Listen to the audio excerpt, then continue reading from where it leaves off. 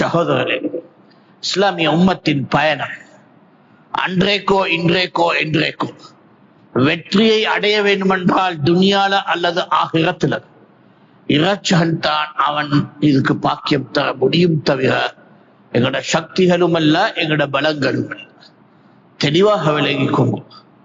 இறைச்சனுடைய கோபத்தை நோக்கி என்னுடைய மனித பலத்தை செயல்பாடாக அமைத்து வெற்றி என்று அடைகிறது உலகத்திலே உனக்கு ஆகிவிட்டதாக இருந்தாலும் நரக குழிக்குள்ளவனாக நீ மாறிவிடு என்றதை தெரிஞ்சுக்கும்.